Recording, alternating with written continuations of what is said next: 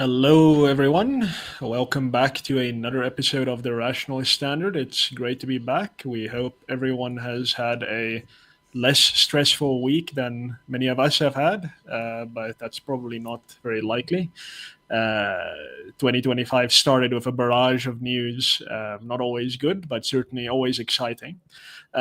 So we're still caught in the slipstream of Donald Trump's remarks about EWC in South Africa and South Africa's foreign policy choices. So that's still carrying on. I'm sure we're going to get into some of that a bit later in the show. But just to bring things a little bit more domestic and maybe quite local, um, Rand Water warns Gauteng metros of possible system collapse. Very strong words, very worrying words, essentially saying that there could be a collapse in the Rand Water's water supply systems because specifically Johannesburg is exceeding its what's called licensed quotas for water consumption. So someone somewhere went and agreed something about water consumption without speaking to the people who consume the water, which is very interesting. But Rand Water says, or Joburg Water says, that by the end of this year, 2025, Johannesburg, South Africa's biggest city, economic hub of the whole region, really, will only be allowed to draw 1,365 million liters a day. And this will be in line with the Department of Water and Sanitation directive to get Rand Water to lower the water it draws in line with its licensed agreements, blah, blah, blah, blah, blah. Now, some of us who kind of know something about economics know exactly how you deal with overconsumption. That is, you raise prices, and then it just kind of happens because that's how markets work, that's how demand works. But apparently, we need a political solution. Gentlemen, any views that you have, Morné? Well, before Morné answers, I would just say to Martin that now that he lives in Joburg and not Pretoria, you must know that you can't be having 45-minute showers in the morning. This That's is too big a unacceptable. sacrifice for me. I'm I sorry. know, I know that you're busy thinking about the world and all of the assaults on liberty, but you need to keep those showers to 90 seconds for the sake of maintaining demand. That alone David, justifies rebellion. That alone. the, the shower is the only place where people can't see me crying about the state of our country. So I'm afraid I can't Couldn't cut have down said it on any It's better. just tears in the rain, like Blade Runner. Yeah. Martin, before I start, I'd just like to say that I know our viewers have many options for who they spend their Valentine's with, and I'm so glad that they've decided to spend Valentine's Day with us. And We do it's appreciate. not at all sad. Although No, they no, say no, no. you shouldn't abuse your audience, but I want to admonish our audience. Very few of them actually turn up for the live stream, so we get quite a lot of views afterwards, which we obviously appreciate very much. But for those of the selected elite that chooses to join us live, we are very, very grateful, and we'd be equally grateful if you could comment, say hello, let us know what you think. And we welcome all sorts of comments, even if those comments are about facial hair or anything not liberty related.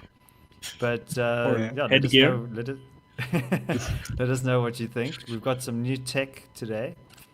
Morné's got his grand microphone. Martin's Yes. mic is a little bit, he's a bit Louder. ambivalent about his mic, but yeah.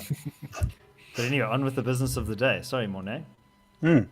Yes, well, Martin, as I am in Pretoria, which is the capital of South Africa, and even though you like to call Joburg the economic hub, I think you're pretty much right on that.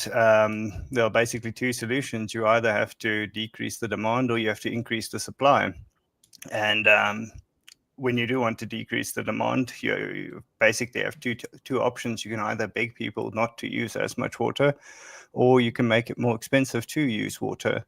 But I think that in the same way that our issue with a lack of electricity for some time was not an issue of demand, but rather an issue of not maintaining and not supplying enough electricity. It's the same thing with water.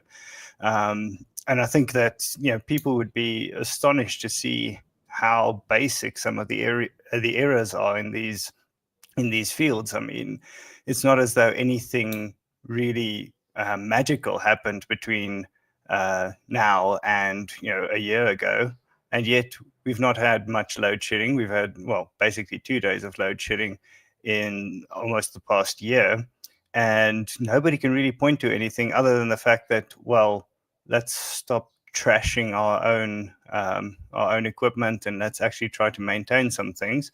So I think that at the end of the day, it's going to have to be a increase the supply solution. It's going to have to be plugging up the leakages, which are tremendous throughout the water system. So I think that it's actually quite a simple fix, and I think that for that reason we probably won't get it done.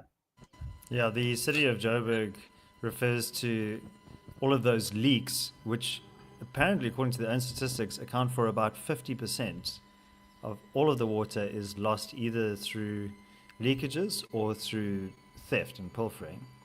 They call it non-revenue generating water, so it's a bit of a euphemism.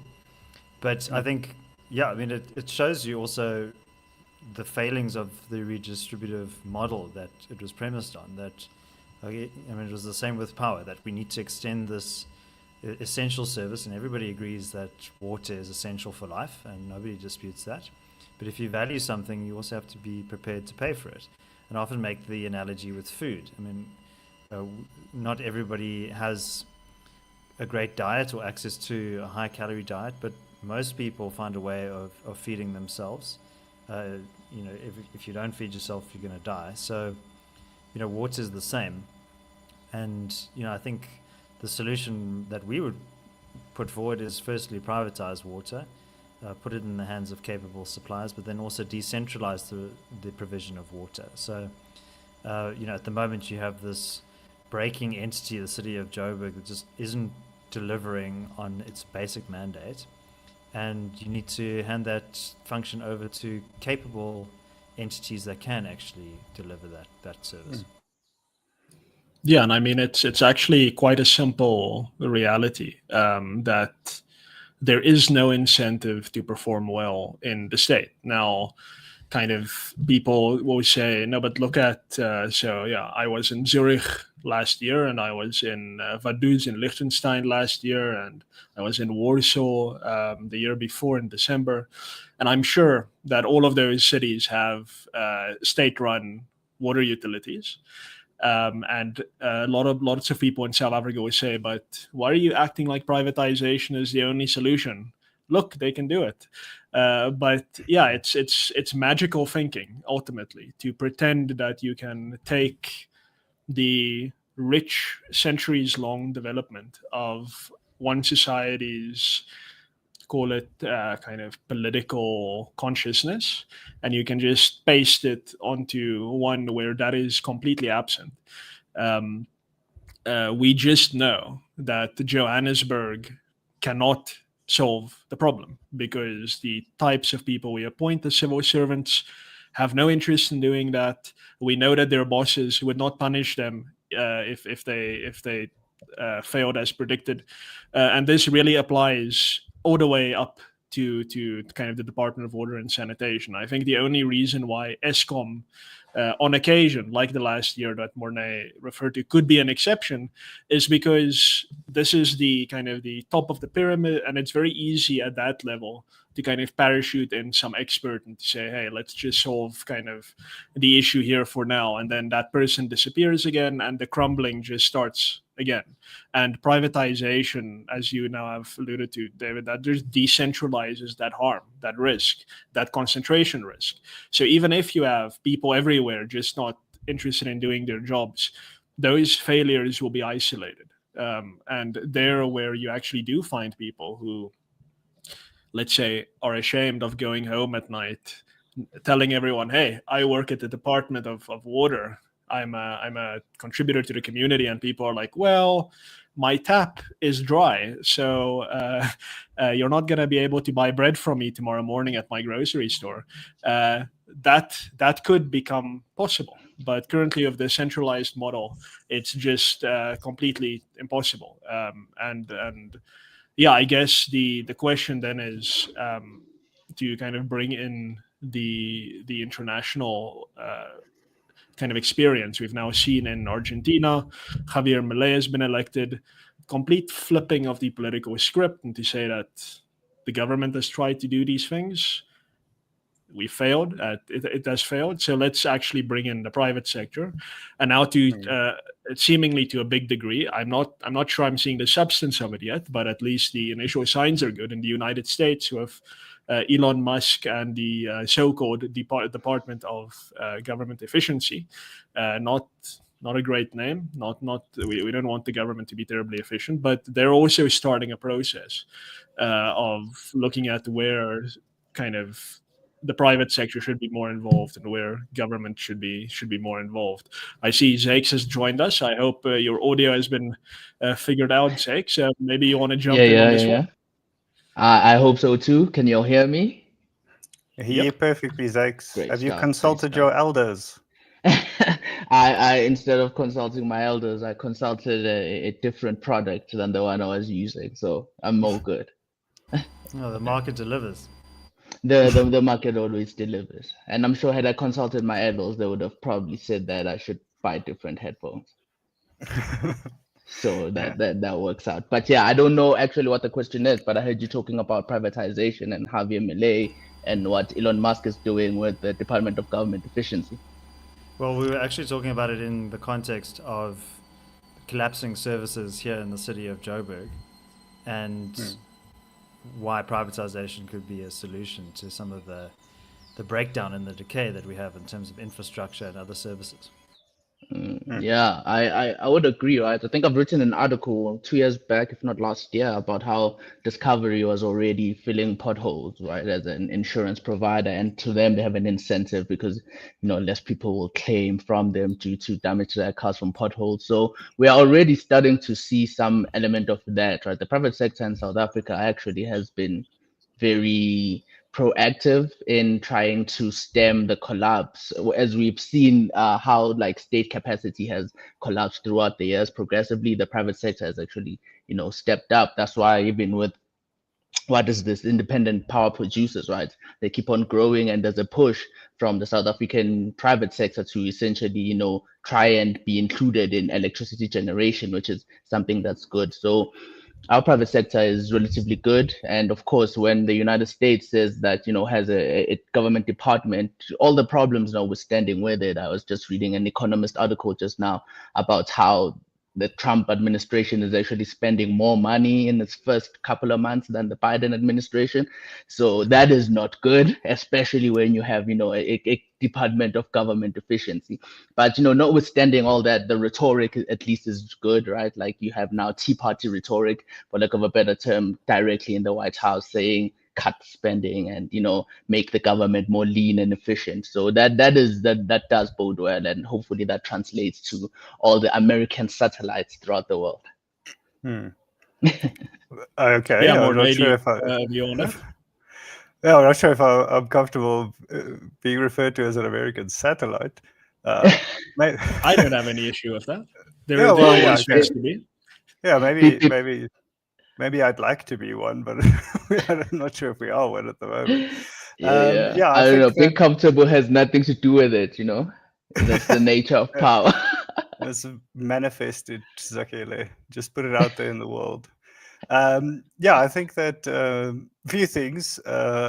Martin, you mentioned those other states that do have these state-run utilities, and you're right that, well, it's not as much of a norm as people tend to think. In electricity, for example, it's not at all uncommon. In fact, I think you could even say it's almost the norm throughout the world that a large proportion of electricity is produced by private producers as opposed to public producers.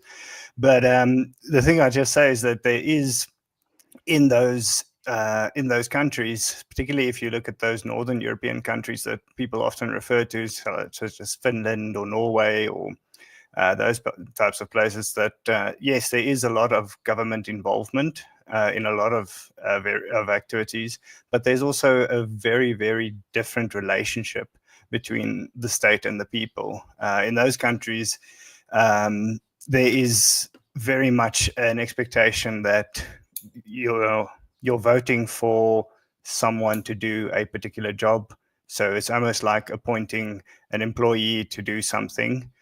So it's, whereas in South Africa, and I think maybe in many countries in the world, it's sort of more of a party alliance. It's more of a ideological or a cultural or some sort of alliance that you vote on that basis. In those countries, it's very much a culture of, I'm voting for this guy to run the water department because I think he'll do a good job of running water and sanitation. If he doesn't do a good job of running water and sanitation, he's out.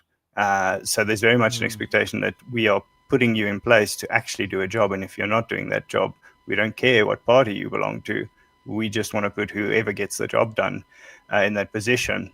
And the other point was just on Milei and on Argentina. There's actually the figures are starting to come in, and I've looked at some of the, particularly on GDP, some of the growth projections for Argentina, and it's fascinating to see as you work through the forecasts by just about everybody, whether it's the IMF or the World Bank or Argentina's own central bank or whoever's predictions you look at. You just see this constant upwards revisions of forecast for GDP this year.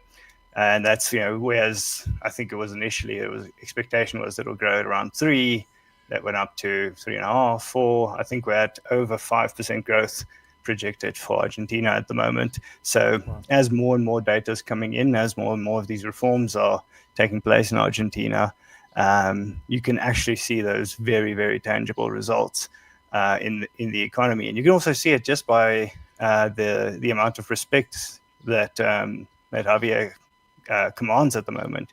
He was very much seen as, he's sort of gone from what would you say, like from the rat to the rock star on the global platforms.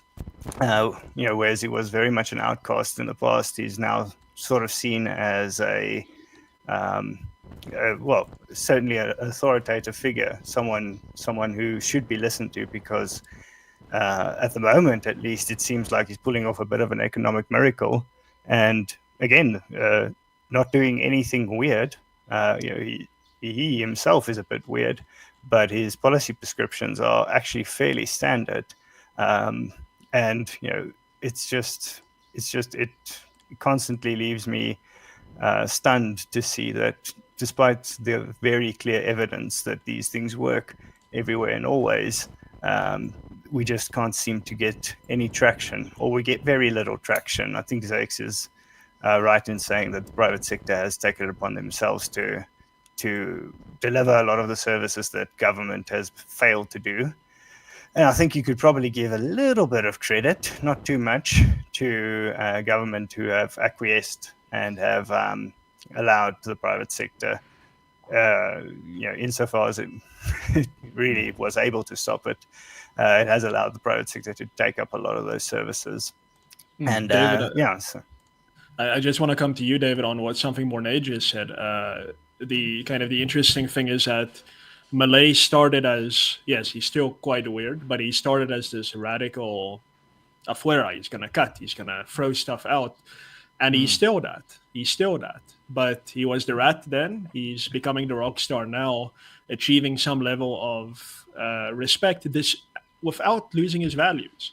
And I guess, David, you've spoken to some of the media over recent weeks about how the GNU in South Africa, the Government of National Unity, that I promised to reform, kind of is a little bit too trepidatious, and they're a little bit overcautious. I think there's something interesting to note here about you can be principled, you can do what's necessary without becoming this skunk that no one wants to speak to. So do you have any thoughts on that?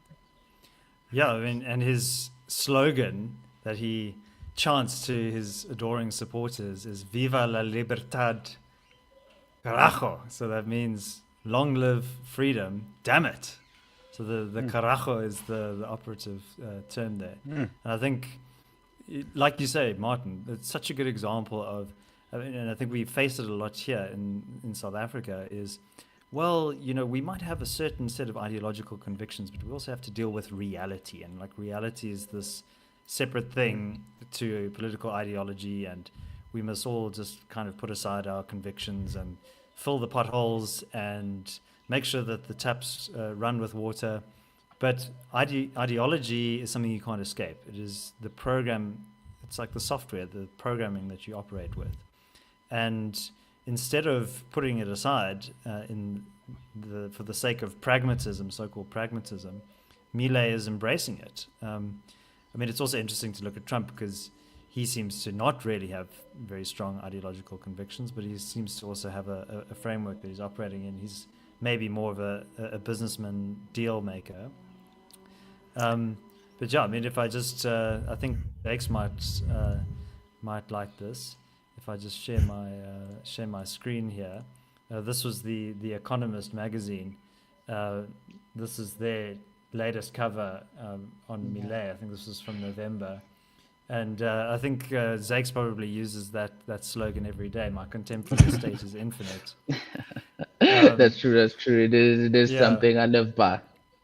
Yeah. But but interestingly, when they tweeted this cover, they said Argentina's president is idolized by the Trumpian right. They should get to know him better. So, and Elon Musk then replied, "The Economist is not what it used to be," which I think this image really kind of sums up how the political landscape has shifted quite a lot, And somebody here. They said on Reddit they should rebrand themselves to the Keynesian Economist, which I thought was quite an incisive comment. But yeah, so I think, I mean, we're big fans of Milei, and obviously no politician is perfect. They're operating within a certain set of constraints and a context. Like Milei, in his campaign, in addition to his chainsaw that he wielded, he also took a sledgehammer to a cardboard model of the central bank. Last I checked, the Central Bank of Argentina is still functioning. But so there, his pragmatism, for want of a better term, is he doesn't want to see a run on the peso. He wants to get parity between the official and the black market exchange rate for the peso, because he knows that if there was rampant runaway inflation, that might trigger some kind of reflex against the government and he'd be ejected from power. So he understands the reality of power and the power games that need to be played and the dirty tricks that his opponents are going to try and use. But he has a guiding light of liberty that he's moving towards. And I think that's really important, and we watch with interest from here on the southern tip of Africa. Yeah, Zakes, I want to come to you, but maybe that's kind of the thing here. What David mentioned about the operating software. It's for the longest time now, I would say, at least since the 1980s, this idea has come about, and I'm not really sure why, but this idea that, like, developmental statism, that the state must play the leading role in creating prosperity. And that's an idea that's very much still entrenched in certainly in South Africa. It's going to be very difficult outside of our kind of circles to find someone who says, no, actually, the private sector must drive the push for prosperity. Even those who have sympathy for that view still think that the state must play a leading role. And the type of people who talk about state mismanagement of the economy, they have like the premise is already there that the state must manage the economy as if we're Stalinist Russia or something. It's quite bizarre, but there has been something, I think, of a shift globally, certainly not here yet. I think Milei is a good manifestation of this, if imperfect. I know Trump is a very imperfect kind of manifestation of this, still very much into protectionism, saying we will bring back American jobs and we'll bring back the factories and kind of pseudo-economic hogwash.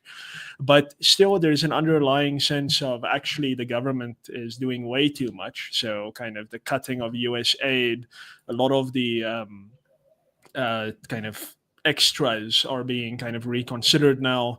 You're seeing some of this in Europe, I think, to a degree. In some countries, I think maybe Meloni in Italy and Orban in Hungary are completely oversold as being examples of this. I think they're probably just different vibes from what came before, but still the same substance. But what's your view on kind of this general sentiment of actually we can't get anything good done in life without our leaders kind of pulling us ahead? Yeah, man, like really, everyone here should know it. It's the main reason why I'm anarchist, right? I could write a book on the problems with the Westphalian state, just as a structure, right? And then the state in general, irrespective of where it may be, or the form it may take. So I find it highly problematic, primarily because I'm an idealist. I believe that everyone is capable of greatness, right? And I'm like, man, that is so corny and everything like that. But I truly do believe that, and I think there's a part of your greatness that is inhibited when there's an assumption that you operate under, whereby you cannot fully be yourself, and that means fully succeeding or fully failing. And I think the aspect of failure is what is like quite scary for a lot of people concerning liberty. But in terms of the world, right, I think Millet is really the greatest example that we have. Like as a libertarian, like man, he's amazing, right? He's the only guy we have really currently in the world who's like espouses these ideas and is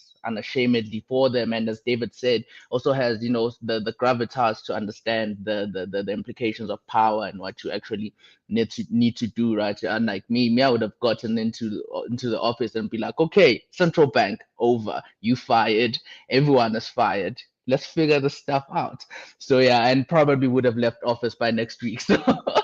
So yeah, he's great. I think the rhetoric is what is important, especially coming from the United States. Even though Morné won't like being called the satellite of the US, right? The US are world leaders when it comes to setting the agenda of what is acceptable. You see it with like just their form of governance, right? Like it is pretty much replicated all over the world, including in countries like communist countries, which may disagree with the context of it. They still operate under this idea of a constitutional checks, a separation of powers, even though it is very formal in a communist sense, right? So the United States is a world leader, so it's very good when they have rhetoric coming out of them, like Musk is saying. But the thing is, the problematic thing is that I think the US citizenry, right, is having wool pulled over them, because the rhetoric is that we are cutting, making the government more lean and efficient, and yet the reality, as you've mentioned, is some pseudo-economic hogwash of I think yesterday the president of the United States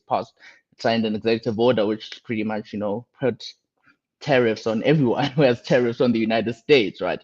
So like the populist in him, of course, thinks, oh yeah, I'm showing strength. But when the consequences of those policies, right, come in, and then the opponents of liberty will be like, you see, you had these guys who are like austerity and cutting things, when in actuality they weren't. And now we'll have the people who are in favor of liberty, right? The Tea Party types in the United States will now have to come in and be like, oh no, but like they really didn't cut, spending. They actually spent more, and then so I think that even though the rhetoric is good, it muddies the waters for like future prospects, especially if Donald Trump won't follow through, and he definitely won't. I actually am willing to bet that spending will be much more higher than the Biden administration, and I hope I'm wrong. I really wish I'm wrong, but I don't think that Why do you say instead.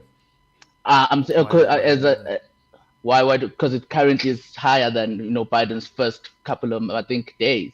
There's an article by The Economist that was written. I think Chris shared it, because Chris is heavily anti-Trump, and shout out Chris. Trump is an authoritarian of some sort.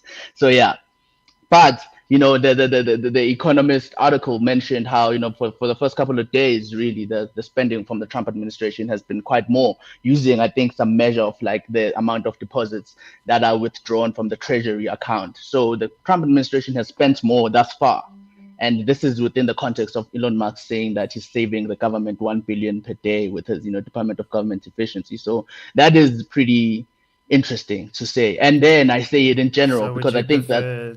would you prefer it if they renamed it the Department of Government Elimination? I think I would prefer if there was no government department that was tasked with getting rid of government departments. I think But that would be. it has said that it is going to have a finite time span. Yeah, They're going to yeah, of close course. in a couple of years. I think I remember a time when, like, there's some man called Franklin D. Roosevelt was like, oh no, this is only just for the Great Depression. It's only for us so that we recover from it. The social security stuff, so that people, and then once we're back to our feet, it will go away. And the insurance in America, they still have social security and every other government program. I guess this is the whole adage, right? Nothing is as permanent as a temporary government program. So I don't think that the Department of Government Efficiency actually will go away anytime soon. I hope it does. I hope, but I'm very cynical when it comes to the operations of the state. And if you look at the actual data, I'm getting proven right. And then you couple that with the fact that the United States seems way more adventurous now in terms of its foreign policy. If you consider the Israel and Palestine issue, I think that there'll be an increase in defense funding or in aid of some sort to facilitate the deal should it happen of Gaza being taken over by the United States. Then that will, of course, lead to higher government spending. So I don't think that the rhetoric matches with the reality. And that is very problematic for those of us who actually genuinely want the United States to decrease its funding. So if there's any libertarian, they'll be like, man, like Millet is our guy, right? We should focus on him because he actually seemingly has those principles. Trump is the Millet status. has also increased government spending on military. Yes, then deregulated a whole bunch of stuff. And I'm like, that is great, right? The rhetoric seemingly seems to match the actual reality, at least when it comes to economic performance. In the United States, Trump has passed more regulations through tariffs, and he seemingly is spending more, whilst he has, an underling in him in Elon Musk who's like, we are making the government more lean and efficient. I'm like, the rhetoric is very damaging for the long-term prospects of actually having a United States that is fiscally responsible. Yeah, I just want to come to Morné on this question specifically because I think it's an important thing to kind of disambiguate. Is the Free Market Foundation did a project last year called Liberty First, still kind of carrying on, about kind of what's the recipe for economic success. I mean, it's for economic freedom, which then leads to prosperity. And one of those kind of areas is size of government, which is to say, how much is government spending? What is the kind of it's not the scope of government, it's the size of the kind of bureaucracy and how much it costs the taxpayer, and then again how much the taxpayer is in fact taxed to fund that. And I guess it's interesting here when you look at Millet increasing military spending but also deregulating. And Morné, you mentioned something to me back then, and I think it's probably right, is that yes, we do care about government spending. I think all of us here want government spending to just be much, much, much, much lower, because that means much, much, much lower taxes, and that's good. But on the kind of range of what is it that you actually need to get the economy going and prosperous, actually it's not as much about how much government is spending, but more about the scope of government and how much it's interfering in the ordinary affairs of businesses. Morné. Yeah, no, Martin, that's exactly right. They're basically, when you're trying to work out what the impact of government interference is, those are the two measures. The two broad measures. One is the size of government, and like you said, that's an important measure because that gives you an idea of how much it's going to take to actually fund the government you have. And that's one of the issues when it comes to these extraordinarily high levels of government debt, is that per definition means you're not paying for the government you have. That means you're having to borrow money in order to fund a government, which you may not even want, but which has sort of perpetuated itself throughout time. And that's one of the positive things, I think, when it comes to DOGE is, I think if you do get to a point where you say, okay, wait, let's, instead of using the previous year as a baseline, let's pretend we're starting at zero and then ask ourselves what programs do we want to do, or can we really motivate in light of this? So it's sort of zero-based budgeting kind of thing. Let's pretend there's zero budget for this. How much are we willing to pay for this, that, and the other program, as opposed to just saying, this is what we have, let's put an inflation adjustment on that, and then build on that and just think up new programs in order to motivate the money. But that's all on the government size side. And I know there was quite a bit of research done at the end of the first Trump term, actually, because he had two big policies, two big economic policies in his first term. The one was the tax cuts, and the other one was the deregulation. And I actually saw an analysis that said he had initially come in with a promise that for each regulation, 2 will be repealed. And I think he actually outperformed that. I think they cut way more regulations than 1 to 2 ratio had suggested. And but the research that was done was actually amongst business people, and the question was basically which of these two things had the bigger impact, and it was almost unanimous. I think it was somewhere definitely either high 70s, low 80s, something like that, where just about all businesses and business people felt that the deregulation had a far, far, far greater impact on their businesses than the tax cuts. So just because, tax cuts are predictable. Oh, sorry, taxes are predictable. You know what you're going to be taxed at. You can easily account for that risk. You can work out, okay, this is what we think we're going to make in profit. Do we want to spend more money? Do we want to cut back on some spending?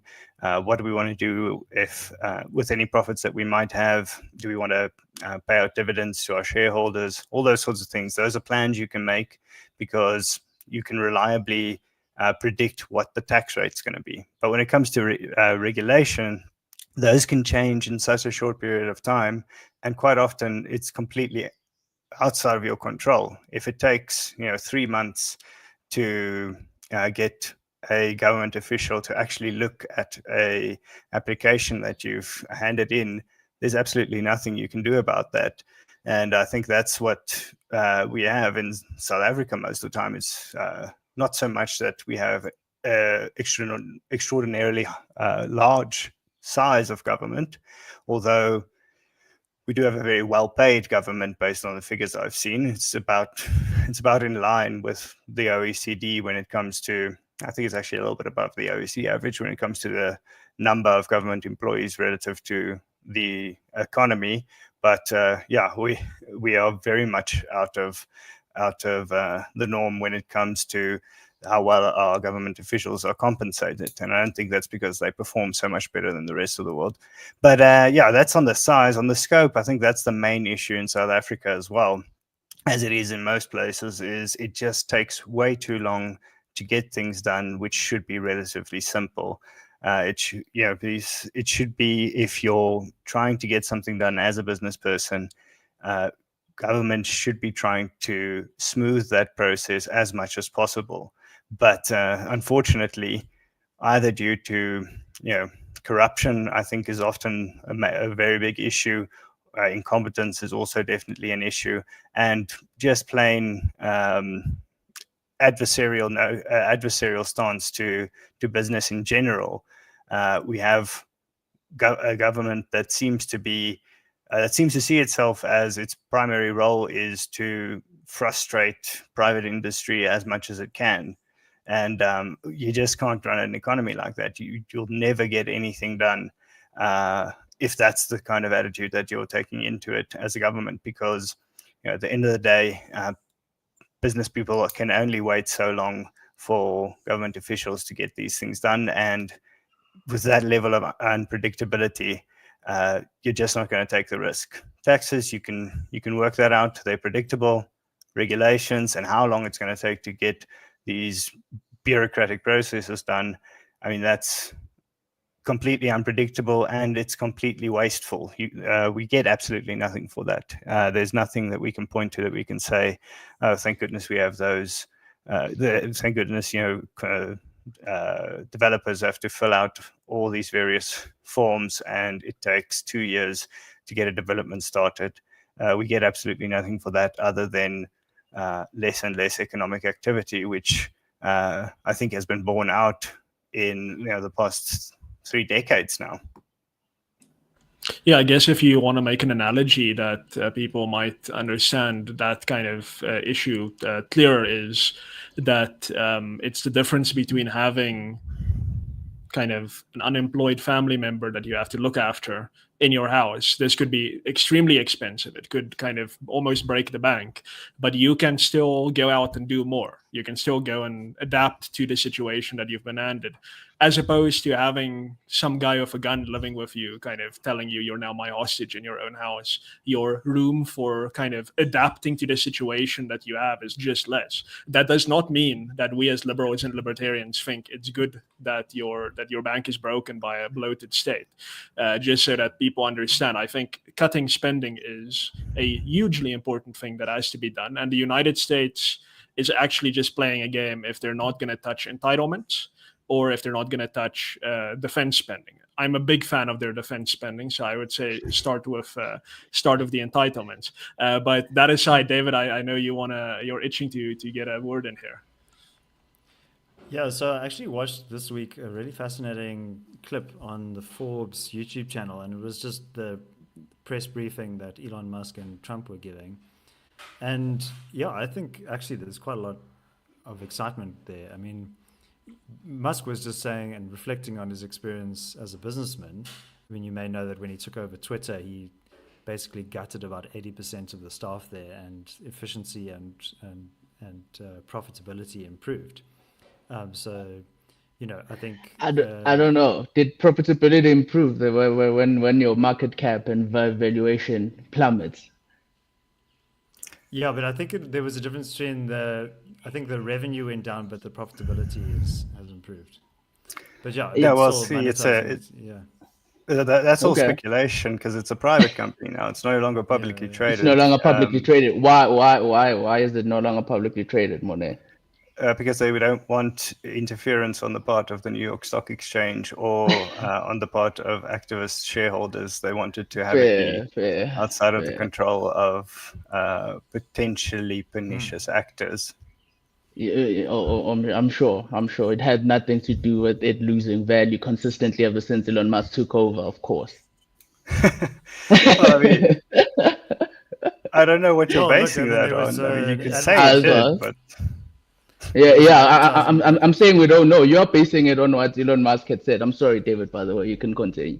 And I'm saying Elon Musk is not a trustworthy person. He's a tenderpreneur. Okay, but look, they're publicizing everything on the DOGE X account.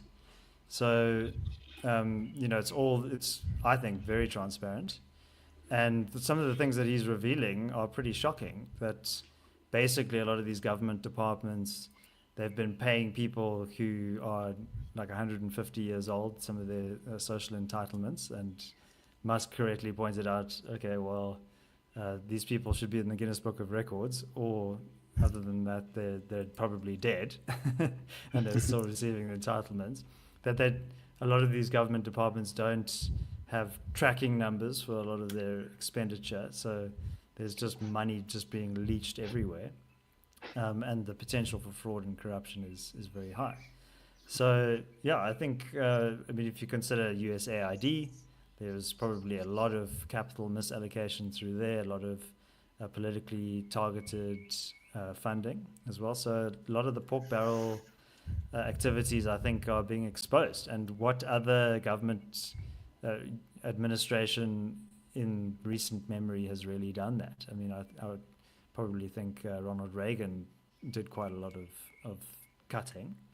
But really, since the Cold War, we haven't really seen that at all. It's just a continued expansion. So I think, intentions versus the reality of the outcome might be different, but they're at least signaling that that's what they want to do, and they're going about doing it. They're shutting departments and mothballing things. I think that's positive.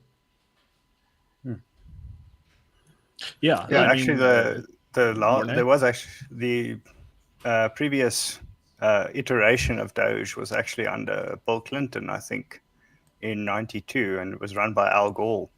There was actually been two previous versions of this where where there was a specific department dedicated to cutting waste, fraud, and abuse, and streamlining government services. And both of those were previously run by Democrats. The one by Bill Clinton, and the other one I can't quite remember. It might have been Eisenhower. I'm not entirely sure, but I know both of those happened under Democrats, and they were seen as legends in that sense. I don't understand what the argument is against government efficiency. You can argue whether or not they're really accomplishing it, but I don't really understand people's opposition to the ideal of cutting those sorts of that sort of waste. And I think even if it is more along the lines of a principled stance as opposed to really making a significant difference in the deficit, I mean that's better than nothing. But yeah, I think that what's the old saying? A couple of billion here, a couple of billion there. After a while, we might be talking real money, and that's often the case with these sort of government programs. Is everybody says no, but that's nothing. We spend $7 trillion every year, and I mean that's how. But it sort of forgets that normal people don't. Ordinary people do not spend that kind of money, and to them, a couple of billion here and there, that makes quite a big difference. And if it is being spent wastefully in ways that everybody agrees is wasteful, then it deserves to be exposed. What was the other? There was another point that I thought I should just raise. Oh yeah, I've not checked in on this, but evidently there is some provision in the law which limits the time in which DOGE has to operate, which is sort of why it's really trying to work as fast as it can. Apparently, the mechanism through which it was created only allows for, I think, 180 days or something like that, whereafter you probably have to find some sort of solution if you want to keep it going. But yeah, that's evidently it is time limited, and I mean none of those people are being compensated for the work that they do. So DOGE itself, it's really a government organization in name only. It's not as though it takes away anything from the fiscus. No, it's I think formally and officially it's a project of the there used to be something called the White House Digital Media Office or something like that. It's like a little corner office in the West Wing, and they've now renamed that to the DOGE office, and DOGE is a kind of a project of that. But yeah, if they want to extend it, it would be I guess just by signing another executive order if they're really interested in doing that. But yeah, I mean, Morné, you brought up why people might be opposed to government efficiency. I mean, we know why the left doesn't want to cut spending. I mean, that just goes without saying. I think they think kind of the developmental economic model is one that actually does produce kind of good economic outcomes. But if I could, it's not really playing devil's advocate, but from a more kind of libertarian and liberal perspective, I think the approach to government efficiency that South Africa is adopting, which is still a model of adopting a new approach to government efficiency, is not necessarily a good thing. So let's take the example of Leon Schreiber in the Department of Home Affairs. He is apparently increasing efficiency. Now, some of this is good because you have shorter waiting times when you need something from Home Affairs. That's awesome. No one has an issue with that. But when you have a regime, basically, that adopts the kinds of policies that require big bureaucratic empires to make them kind of work out, like expropriation without compensation as an example, creating a medical registry of all South Africans and kind of having all their conditions and so on kind of nicely sketched out, and allowing the state to kind of very efficiently pinpoint who to target for one reason or another. There is something to be said for government inefficiency. Kind of one of the things that stick with me, and I can't remember where I read it, but this kind of just changed everything as a jurist for how I see constitutional government. And that is that some American wrote that the point of a constitution is to make government inefficient. That is the point. The point is to throw sand into the gears so that they turn slower, and so that when a politician wants to do something well, actually they can't do it well. It must be very difficult for them to do. And I guess that's the worry with something like DOGE, is like, are they going to focus on the kind of end user experience of, we want to make it easier for citizens to engage with government, or are they going to grease the wheels of the state implementing a nefarious agenda? For instance, are they going to make it easier for the American immigration authorities to deport people who ever stay their visas? Lots of people think that's a wonderful thing. I think that's why constitutions are there, to make it difficult for government to do such things. But yeah, that's one point. Just another point. A lot of people say we need a DOGE in South Africa. We have a DOGE in South Africa. It's called the Department of Planning, Monitoring, and Evaluation.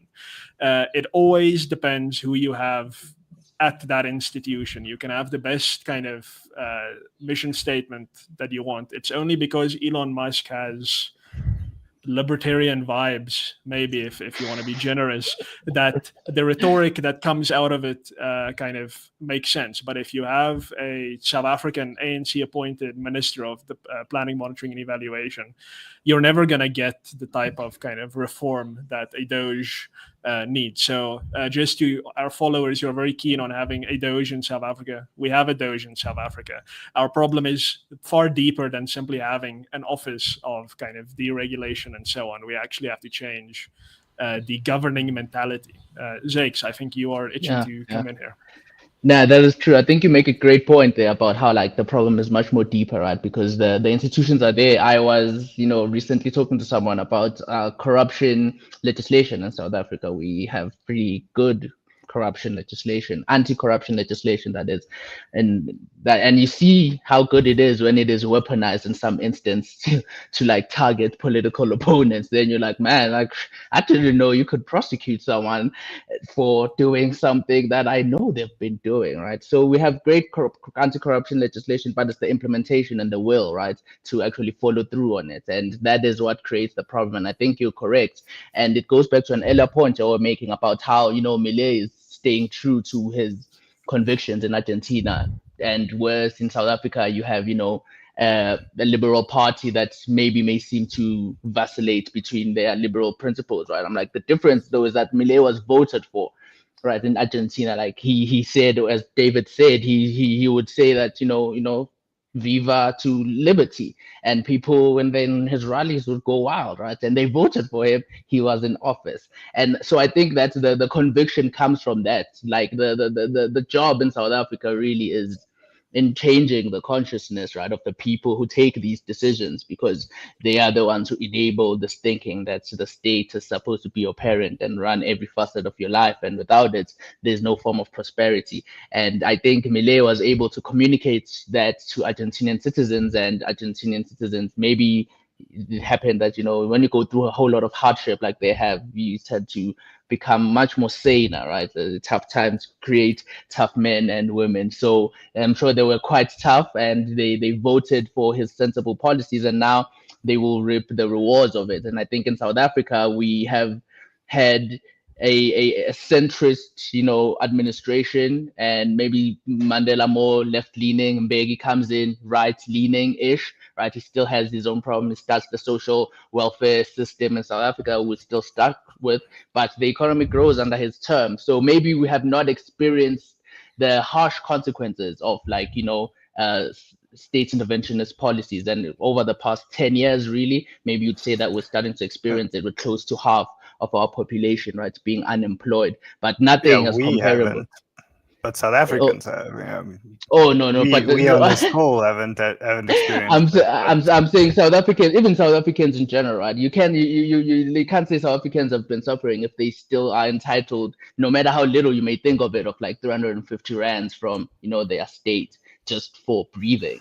You know, it can get worse, is what I'm saying. And I'm sure Argentina, Zimbabweans will tell us how worse it can get, right? Because their government giving them any form of money for breathing is just inconceivable.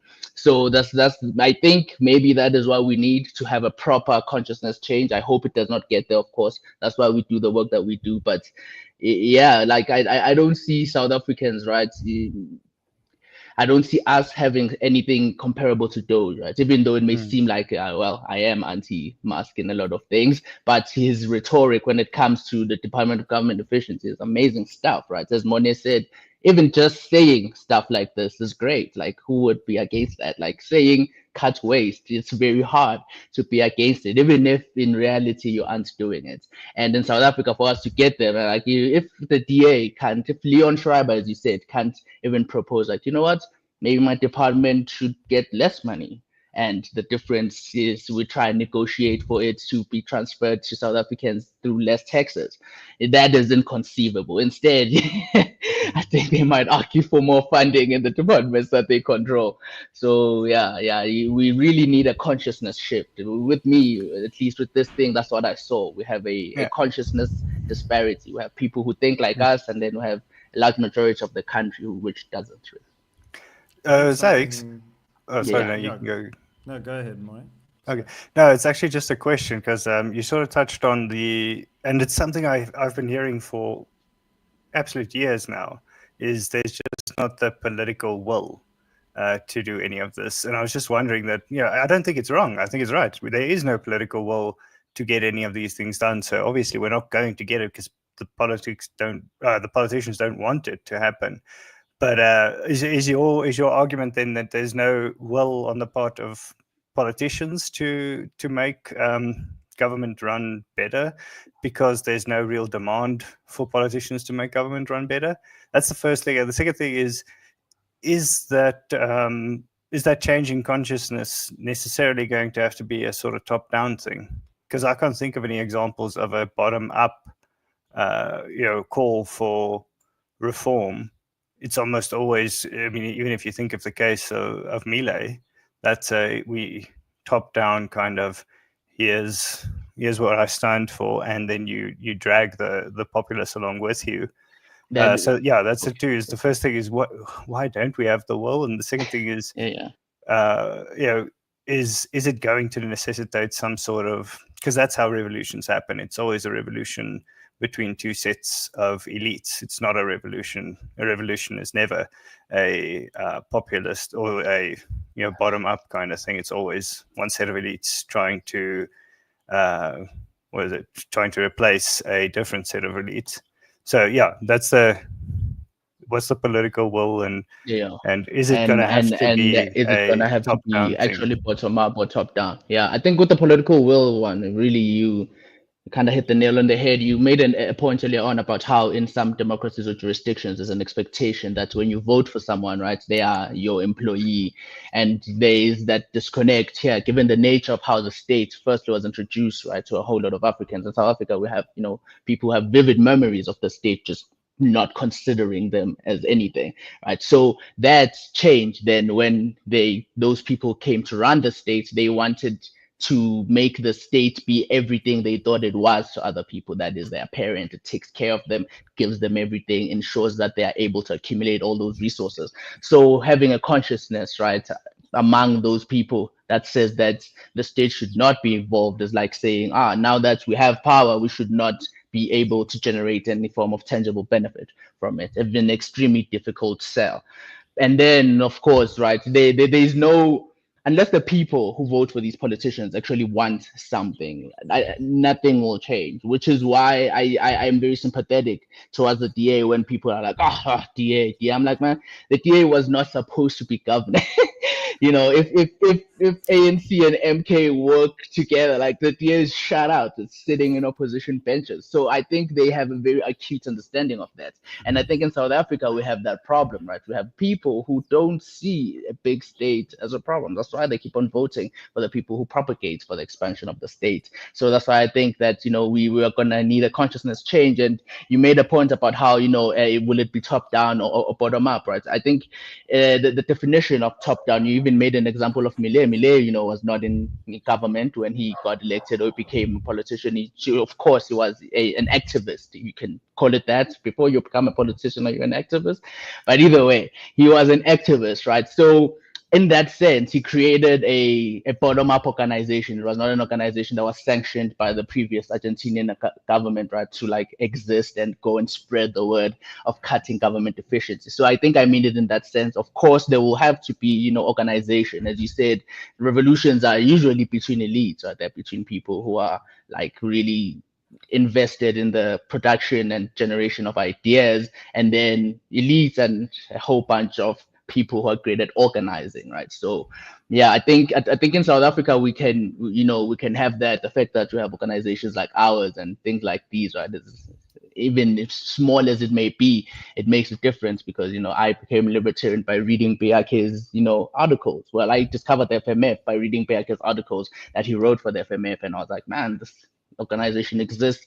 And I became even more steadfast in my advocacy for liberty, because I knew that there were people out there who existed who were like me. So I think it will have to come from that. It will have to, our politicians and our political parties will have to help us, of course, the ones who are liberal, by actually being liberal. But that is that is a hard sell at times. Although I think, as I said, very sympathetic, quite sympathetic. I understand, Wuti, they are in a position that is pretty difficult. But yeah, to answer your second question, I think the definition of top down does not necessarily have to be a institution or organization that sanctions something. But I do agree, though, that there has to be some form of organizational push that will then take these ideas to people, Malay style, and have people then rally around them, and hopefully that will lead to a change in consciousness. And of course, that's what I think we're trying to do. Zex, I think I want to add on to that. It's that, yeah, and maybe this is what Morné is getting at, is it won't be organic.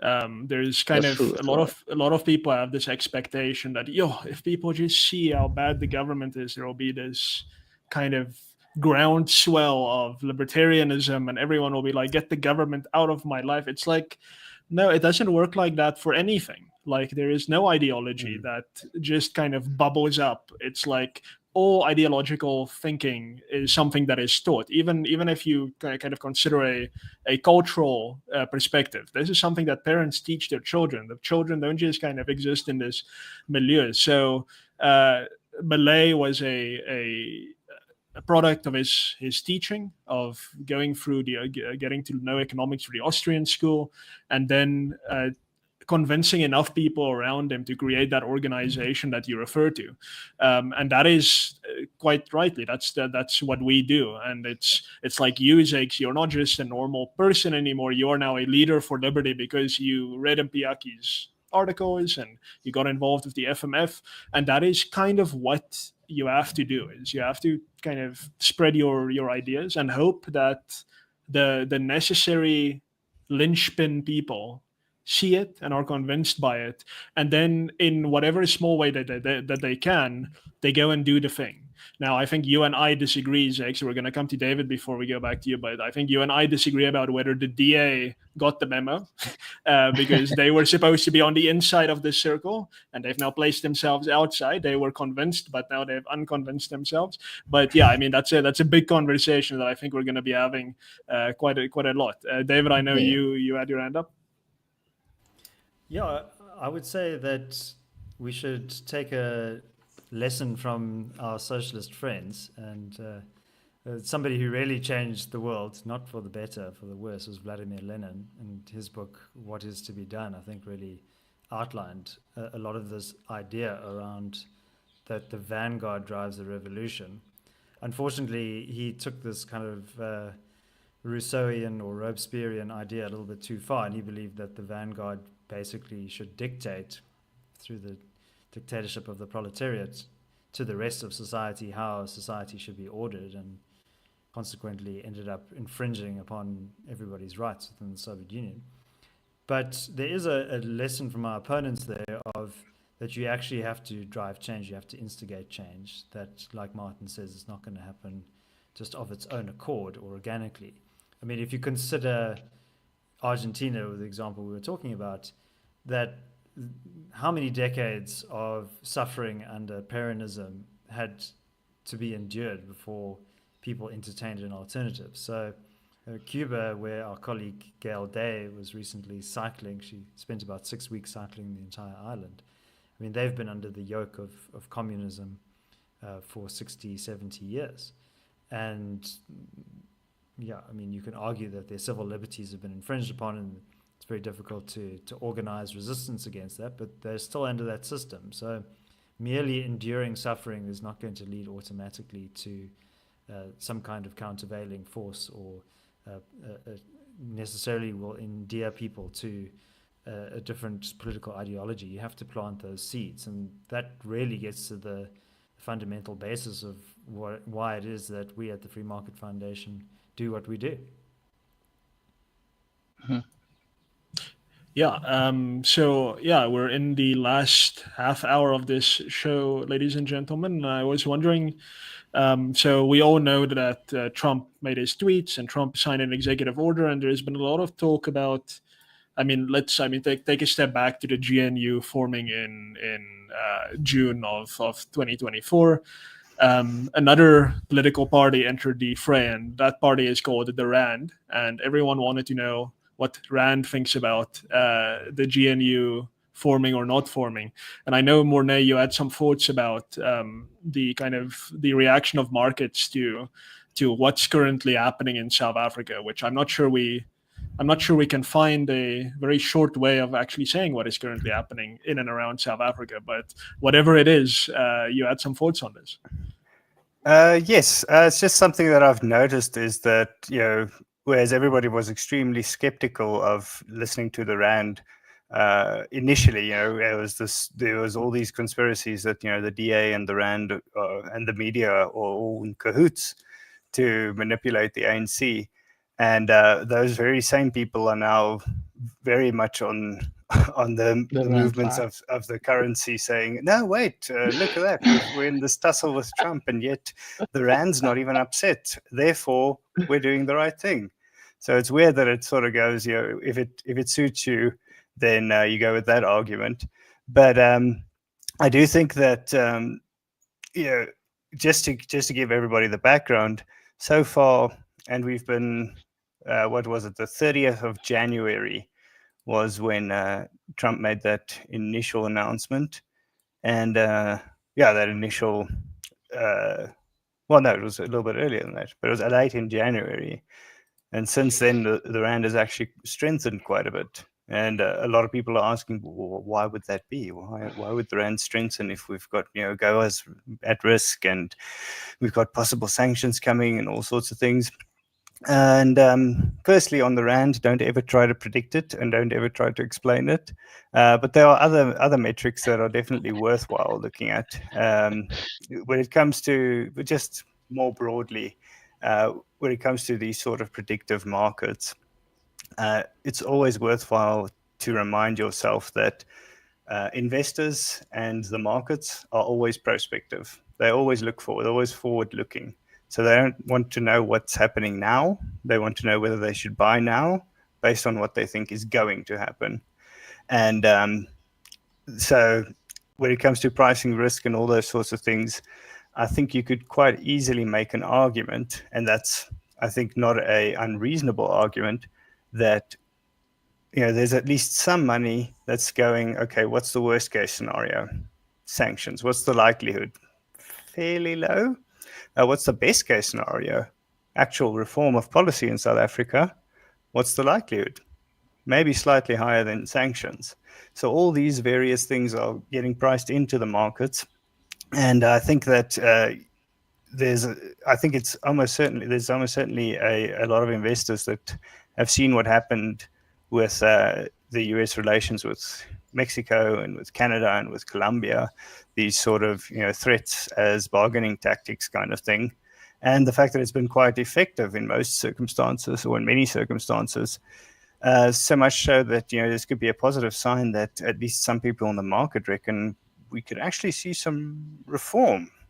We could actually see South Africa either slowing down the rate at which we seem to be hell bent to deteriorate, or at the very least, or maybe even real tangible reform, which would be extremely positive. And I think that the upside there, even if it is a low likelihood, is really driving some positive sentiment on the rand. Now, having said that, JSE really isn't, the JSE, Johannesburg Stock Exchange, really isn't worth much in terms of evaluating the South African economy. It's highly concentrated in quite a few, in a small number of companies, most of which get most of their money outside of South Africa. So it's not really a very good proxy for the South African economy at all. And where you do actually see a big indication is on the bond yields. If you look at I'm not sure if you can maybe get that up, David, or perhaps I can share my screen here. Where do I do that? Yeah, the currency traders call the South African rand the random, because it's very hard to predict. Yeah. But if you do look at bond yields, which are really the best way to determine the sentiment of markets vis-a-vis the South African economy, if you look at the 5-year as well as the 10-year government bond yield, you can see those have gone through a very, very steep increase ever since this spat with the US has started. Okay, wait, let me see if I can actually share my screen so you don't have to take my word for it. There we go. Yeah, so this is that's the 5-year, and that's quite pronounced. That's people saying, not so sure if I'm keen on South Africa for the next 5 years. So the bond yield is basically the yield that the government is willing to pay for people who are willing to lend it money. And when it does that, that means that risk is quite high, and that people are demanding quite a high interest rate if you want them to invest in your country. Same thing with the 10-year bond yield. You can see that has pretty much the same. Oh wait, have I actually switched there? You can see that has very much the same trend as the 5-year note. Do you think that's somehow related to the kind of government's more, let's say, a casual approach to the idea of confiscating property? Do you think that plays into it to some degree, or is it simply geopolitics? What would be your take? Yes and no. I think it is definitely a case of yes and not a case of or. I think that the stance vis-a-vis property is probably priced in to some extent, and I think a lot of investors still see the presence of the DA as a bit of a calming factor, at least when it comes to implementation. But I think that the main driver there is just the potential downside of really having our economy ruined by some very irresponsible actions by our government, domestically and internationally. I mean, it's just been shocking to see our politicians react. I mean, I know Trump isn't necessarily the known for his decorum, but geez, we've had some very, very childish reactions on the part of a lot of our politicians. And I know Zakes is particularly when it comes to trade, and just the fact that everybody seems to be threatening trade as though that's sort of a stick you can wield to hurt someone else, as opposed to what do you call it? Sort of a dual-edged sword, which which is longer on the side pointing to you. No, actually, like it's a double-edged sword that's longer on the side pointing to you in the South African case. because when it comes to trade, man, we are playing a very dangerous game. We will get hurt much more faster than the United States will. Really, it comes down to that, and to see ministers who are supposed to be responsible for the economic livelihood of thousands, if not hundreds of thousands of people going, no, you just withhold your minerals. I'm like, and do what with them? And do what? Never mind that it's the private miners who Precise, staked their capital and taken all the risk. David, Those this are the ones idea that Mr. Mantashe, as the Minister of Mineral Resources, can tell every mine to be like, stop it. Don't sell to those people. It's the same thing that we're trying to do with coal, right? When we're having problems with load shedding, we're like, oh no, these coal companies are exporting coal to Europe. And I'm like, yeah, because it's much more expensive in Europe. It makes them more money. I'm sorry, but I'm not sorry. If I was a mine owner, I would do that too. So yeah, it is very concerning, as Morné said. To me, it is quite concerning. Of course, on the other side, right, as I always say, that Americans do benefit something. That is true. That's why you can't beat someone with trade, because they will lose our wonderful wine and everything like that. But on the grander scheme of things, as I said, in this double-edged sword, it will hurt us much more quicker than it does the Americans, and much more severely. So yeah, hopefully sanity prevails. If I can just add very quickly onto that, I mean, Jakes, you just alluded to the idea that Mantashe can say to every company that they can or cannot export a certain good. The issue is, and this is what the FMF has been pointing out really for decades now, very specifically, is that the MPRDA, the Mineral and Petroleum Resources Development Act, gives the minister exactly that power. So this is when I was still a child, so I wasn't around back then. But the old guard at the FMF tells the story that they went to kind of the mining industry in 2002-ish when this act was adopted, and they said, "Listen, guys, they're nationalizing your minerals, and this can be abused." So this is now the kind of the wake of the Mandela vibes, fiscally conservative Thabo Mbeki era. And the mining companies were like, why are you people worried? I mean, come on, it's Thabo Mbeki, a statesman. Mandela just left office. He's a statesman. Why are you so worried? Of course, a country must have mineral legislation. So we're not worried. We've been reassured. And now fast forward 2 decades, you've had Jacob Zuma, you have a extremely radical Marxist-Leninist in Cyril Ramaphosa in the government right now. And as predicted, the minister is at least threatening to use exactly the powers that the act gives him, and that is to just kind of move our minerals around on a chessboard in a way that, in his mind, would benefit the government or not. And we've given the state this power, and this is just the story we desperately always want to tell our opponents, specifically our opponents, is that, listen, you and I are disagreeing now about stuff, and that's fine, but what would you want to empower us to do to you? Just think about it. Just think about if Martin van Staden were to be God Emperor of South Africa, and you're this EFF guy.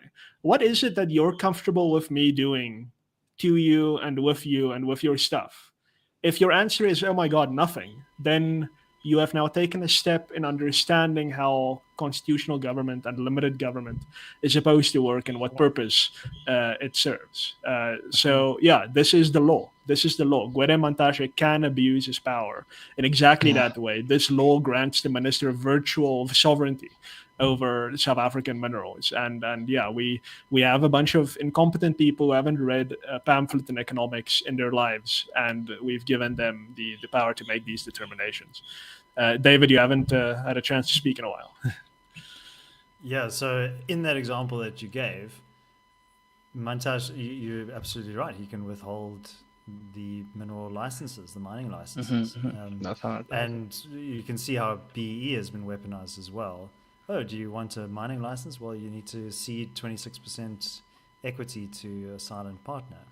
You need to build some houses for your mine workers, and you need to maintain the street. And before you know it, you have all these layers of costs and obligations that have been imposed on mining companies. And what do you see? South Africa slipping down the Fraser Index in their mining. What is it? The ease of doing mining index, I think it's called. Yeah, and so I think there are about 75 countries, and we're in the mid-60s. So we're as difficult to mine in South Africa, if not more so than in places like the Congo and other like war-torn African countries with, the poor infrastructure and so on. So, and that really is our strategic advantage. And in many respects, when we all snigger at Minister Mantashe, that actually should be our strategic advantage, that we have a lot of minerals that the world needs. But we've compromised our own ability to leverage that. So, I think a lot of people who may be more patriotic or nationalist inclined will say, no, this libertarian stuff, it's all a bit naive. It's all about power and the national interest, and you've got to put that first. But actually, if you are a wealthy, prosperous country, you have much more bargaining power in the world. And like if you think of Singapore, I think to be a holder of a Singaporean passport is one of the best passports you can have. You can get into pretty much any country in the world because people want Singaporeans to come to their country. Capital goes where capital is treated best, and people want to attract capital, those with capital. So, being rich is beneficial in terms of improving the quality of life of your citizens, but it also gives you power. Perfectly put, David. Spend some time in the gym before you want to get into a fight. So, Pretty much. you're not And if drink you're your protein shakes. if you're a $400 billion economy, I think that's about it. Or it might actually be, I think it's around there, South Africa. Don't try to take on the $27 trillion economy. Maybe, pump some weights, get some work done, put in the hours before you start trying to throw around your weight, because it's completely ineffective. And that's weird that on the one hand, people seem to be completely they're extremely naive about what a small portion of the global economy we actually are, and they're also, I think, fairly naive about the prospects of other economies just coming in to save us just because they happen to like us. So the idea that if we lose America, we'll just China will come in and they'll just do everything at double. They'll just double up on everything the US did, or India will save us, or something like that. Maybe, but it's not going to be for free. And they are going to be expecting to further their own interests. And wouldn't you rather be in a situation where we don't have to be this sort of damsel in distress waiting for a savior from either the east or the west? Let's just get ourselves into a position where we don't have to be saved the whole time. And that means, unfortunately, sometimes playing ball, and it also means reforming your own domestic policy, if for no other reason than the fact that it will make us a stronger player in global geopolitics. So, I mean, obviously, David, the best reason, and you said it there, the best reason to do it is because it actually, improves the lives of millions of people, which should always be the first motivation. But it does seem to be, for some reason, some motivation that gets lost whenever politicians' egos seem to be crowding out all other concerns. Yeah, and I mean, I guess a very basic thing is that if, like, Africa is a huge bloc on the continent, in the world, as a kind of, even if you just look at their voting power in the United Nations and so forth, and becoming Africa's powerhouse is actually not that difficult. Like, you can just step into the role of becoming the African leader. But I mean, I think we say we want to do it, but if you're fumbling something as simple as, like, for instance, just we spoke about this before, a peacekeeping mission / rebellion squashing mission in the Congo, and you just can't get that right. Something that the US, for instance, would relatively easily, I would imagine, be able to kind of at least end the military aspect of the mission, then yeah, you're throwing your weight around prematurely. I think Mpiaki on social media makes a very good point to say that, listen, South Africa needs to, of course, look at its own interests first and foremost. But secondly, it must look to Africa, and it must take a leadership role in Africa. And that is something really extremely, I would say, simple. Just kind of just have to do it. But we're so caught up in our own kind of domestic policy failures which are perfectly avoidable, that we just can't make it to that step. I mean, the simplest thing, the simplest way to start is you solve unemployment in this country. Every successful country has solved unemployment. It wasn't difficult. You just kind of do it. You just let people take jobs. You just let people work.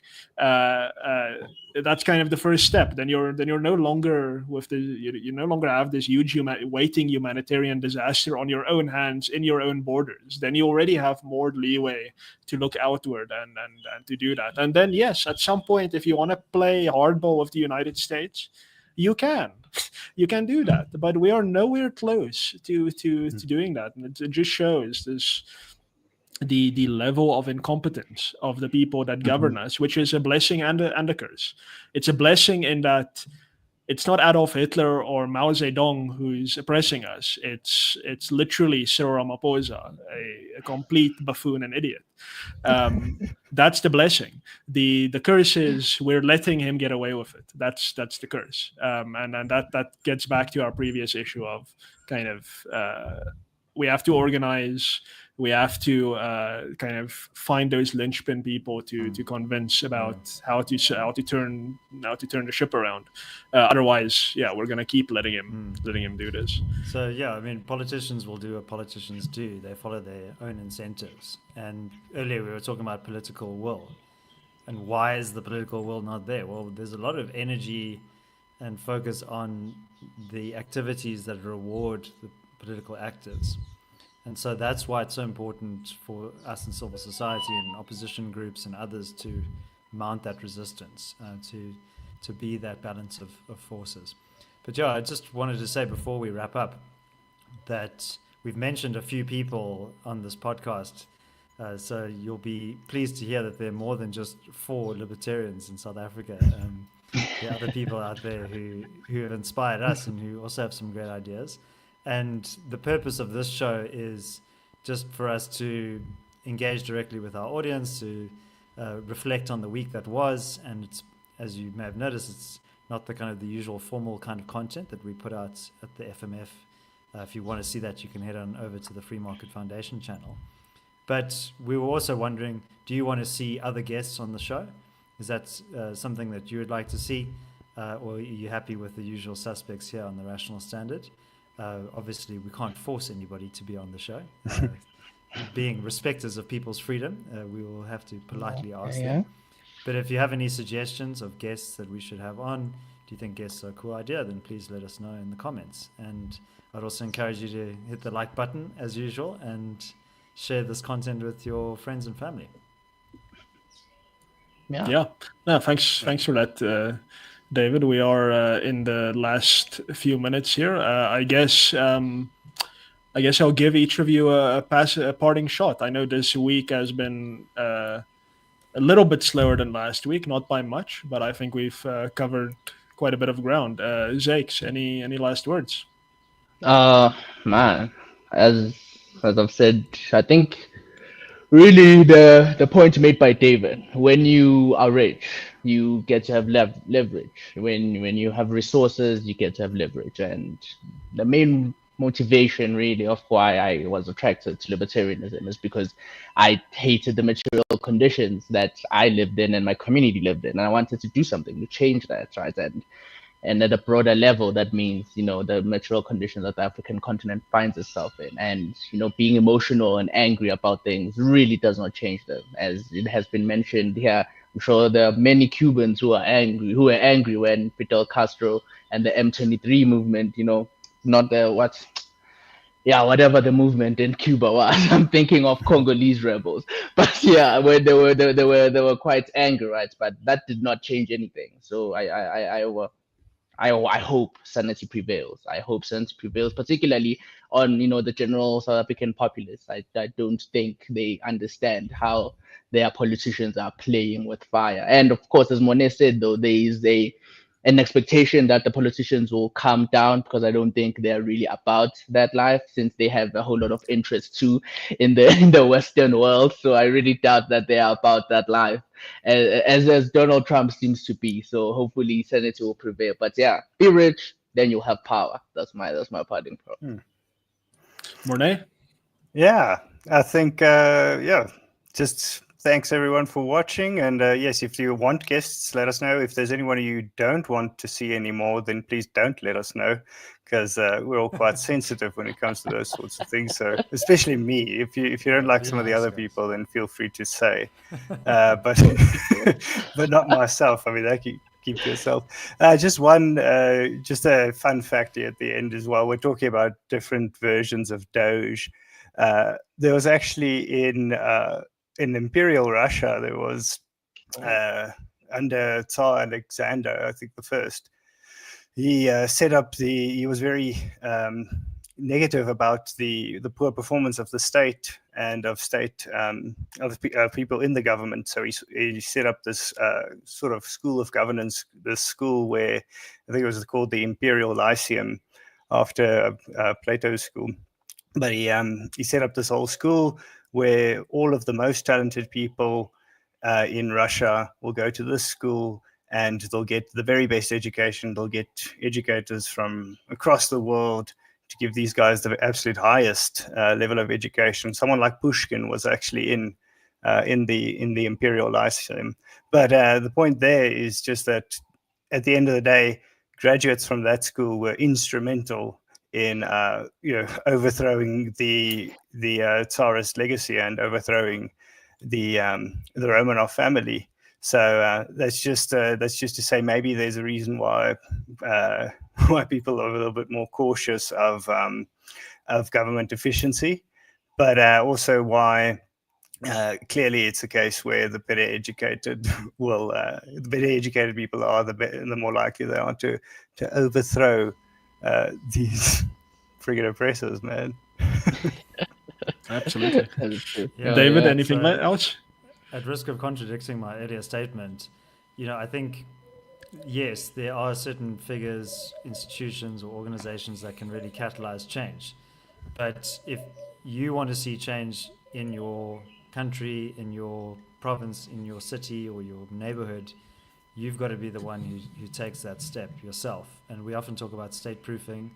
State proofing is a mindset that assumes that somebody else isn't going to come and solve the problem for you. I think we're big free marketeers, and we believe in the division of labor and specialization. So it doesn't mean that you must do everything yourself. Nobody can do that. We need each other through non-violent or peaceful cooperation. But yeah, don't assume that things are just going to come right. That if you have the right government, or you vote in the correct way, that these problems are all going to sort themselves out. There are kind of common collective action problems that need to be solved, but don't just default to the state will provide, the state will sort it out. I think that's our biggest challenge as free marketeers, is this assumption that there are all these problems in society and we need somebody to come sort them out, and that somebody must be this supposedly benevolent government, but actually they're responding to different incentives. Yeah, thanks. So I have to echo everything that David said there. And if you feel that you can't actually do anything, then you can definitely find someone who is. So you have to be somehow engaged with turning the boat around. It's just not gonna come out of nowhere. It's not gonna be organic. If you have this idea in your mind that everyone is seeing how bad the state is doing, that kind of just let nature take its course. We will have freedom soon. no, you're barking up the wrong tree. That's simply not how it's going to work. You have to be pushing in a specific direction, in a very particular direction, and that's what we at Rational Standard, at the Free Market Foundation, and various other organizations are doing. And we can't do it without your assistance. If you don't have money to give, then you more than likely have some kind of expertise or insights to offer as well. So there's always a way to get involved, but there is no excuse to not be involved. But yes, thank you everyone for joining us for another week of the Rational Standard. Please, we would love to hear from you, especially as David said earlier, while the show is going on, we would love to draw our audience into the discussion, to chat with you in real time as we are discussing these things, to see if any of you have insights to add, any ideas that we might even be missing, any angles that we might be missing. We are very desperate to hear from you. But of course, if you're only catching us after the live stream ended, please leave a comment. Of course, as David said, like this video and share it, but most importantly, do subscribe and to make sure that you get all of our future content. And yeah, I expect next week to probably be just as crazy as the last few weeks have been. Don't want to preempt it too much, but if there's anything in particular you want us to discuss next week, please drop that in the comments as well, and we'll have a look. But otherwise, enjoy your weekend, and we will see you next Friday. Happy Valentine's Day. Yeah. What's